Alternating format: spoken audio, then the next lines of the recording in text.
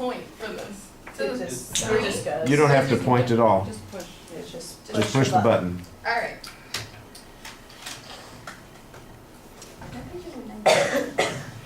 Okay, so I want you to close your eyes and imagine your first time at Disneyland. You walk in, you see the bright lights, you see the Main Street USA, you see the bus, you see the cars, you see the old man that's been there for probably 85 years or so, because now he makes $100 an hour. And now you smell the churros, you smell the candy, you hear this kid screaming on the rides, and then you hear the babies crying, the stroller parking. That's how you should feel when you're at Disneyland. Nothing but magic. Today I want to explore with you the history and the future of Disneyland. The history of Disneyland goes 63 years ago, when the first idea came to Walt when he was sitting at the park, just coming across a little tiny mouse and thinking, I can make something out of him, with him being my mascot. Walt wanted an atmosphere that was family friendly, that you could just go to, and that you can just hang out and have a good time at. And lo and behold, he created Disneyland. The Imagineers thought he was incredibly psycho, because he wanted to spend the most amount of money he's ever spent on a thing in his entire life. But on July 17th in 1955, he opened with only 13 rides. Disneyland's opening day went down in the history of the most disastrous thing possible, because Walt wanted to create the park in just a year. And if anybody knows anything, you can't just create an entire theme park in a year. It was so bad that the asphalt was still wet. So when people were walking on Main Street, heels were digging in, and not only that, that night, a plumber's strike came out that day, out of the news.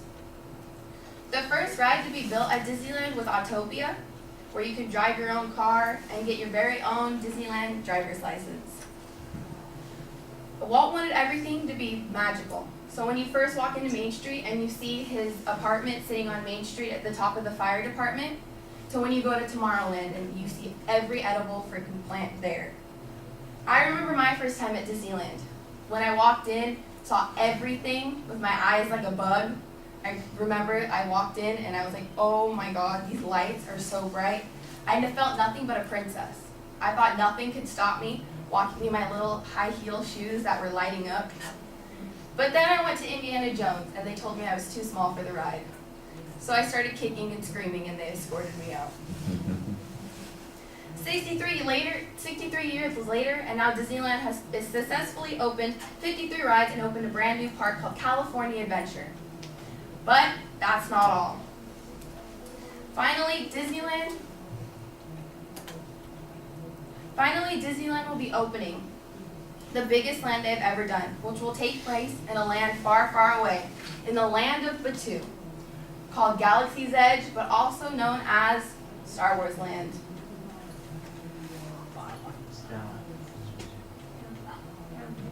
The bottom. Okay. There we go. That's what I was gonna add a sound that goes dun, dun, dun, dun, dun, but pretend it goes there. For Disneyland being paid over $185 million just to build the land, you will soon be embarking on driving the Millennial Falcon or being encountered on the Rise of the Residents. So where you could either be on the good side or the bad side, trying not to blow up the land. And if you decide to fail your mission, the stormtroopers will even come find you. One of the experiences I get to be as a cast member is cast experiences. So the first time Disneyland ever promoted Star Wars Land, we got to go that night and see the cast costuming. So we got to see the very first costumes that are going to be at Star Wars Land. When they first announced it, we got to see all of them come out on the runway. And then we got to take pictures of them. We got to see the characters that are going to be coming out. We got to see the food that's going to be coming out. And my friend actually got a call that morning saying that she's going to be working at Star Wars Land. I'm not working at Star Wars Land because if you ask me a single question about Star Wars Land, I will just stare at you and be like, I don't even know anything. Because I called the stormtroopers the white things. And I called the Millennial Falcon the plane. I won't know anything. But if you tell me about Dole Whip, I'll know anything about that. So Disneyland is actually going to be a place of magic and new experiences. And then the imagination will never end. Trust me, I work there. So, as we cast members like to say, have a magical day. Thank you.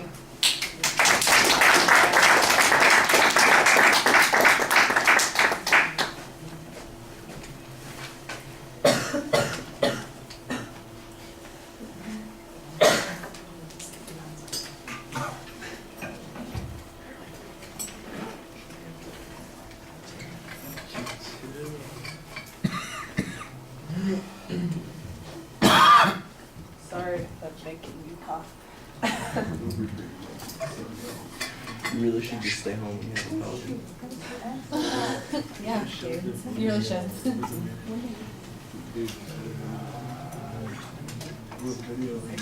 It's just a video of the whole quarter inside. I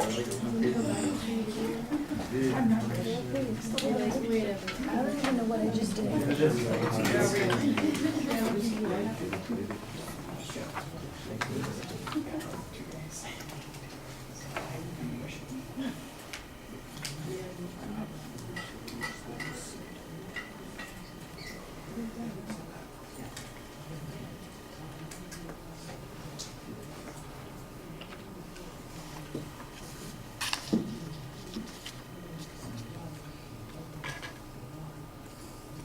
Christopher, what did you think?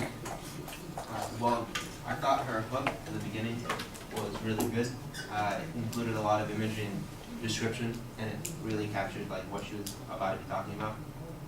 Her preview was clear. She talked about how she wanted to focus on the history and the future of Disneyland. Her voice was always clear. It didn't seem like she was nervous and didn't stutter too much. There was a lot of information there, but I found that there wasn't a lot of like citing where the information came from, or talking about like who said this or where she found this information. And I felt as if there wasn't too many visuals. There was, I think, 2 slides there that had 3 pictures on it each. And it's not that they weren't related to the topic, but there wasn't enough of them, I feel like. I feel like there could have been more visual aids there. But as far as like imagery and descriptions that she gave herself, like those are all spot on. All right. Well, I'm going to agree with some of the things that you said. I thought that the the visualization that you have at the beginning is pretty effective. It's nice, although it's a little strange that you're having us do a visualization and you've got pictures that you're going to be using, so it's almost unnecessary to do that kind of thing. I think most people in Southern California especially are going to know what what Disneyland looks like when you walk in and you see the things that you're describing. That's pretty straightforward. It seemed a little strange to me that you're going to do the history of Star Wars, and basically it came down to, well, we had to, here's the premiere when it opened, and here's the premiere of Star Wars Land, and I'm going, what, did anything else happen in that intervening period? There's one reference to California Adventure and 53 attractions, but other than that feels a little sketchy. It feels like there isn't a discussion of changes that have taken place. You don't talk about any of the attractions that have been added to or altered in the process. Things that have disappeared since they originally appeared. It just seemed like there's a lot of opportunity there to fill in some blank spaces. It's not that what you had was bad, it just feels a little bit less full than it might have been. And you had extra time. I mean, it was a 5-minute presentation, so you've got 3 extra minutes. There's room to put in a little bit more information.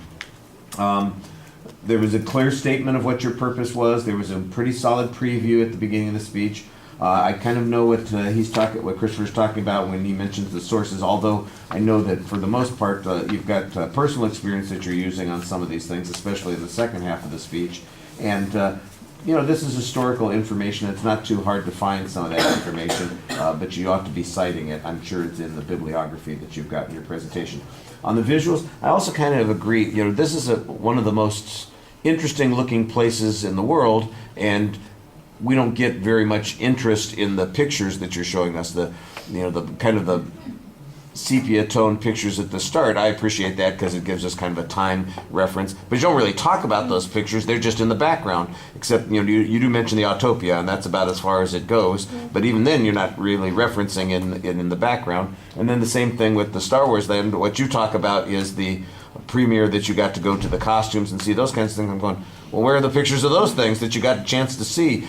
And we're getting kind of a vague set of pictures in the background that's not explained either. And I understand that you're not an expert on Star Wars. I get that. But maybe that shoots you in the foot a little bit in talking about that particular subject. Maybe you need to do a little bit more research on that.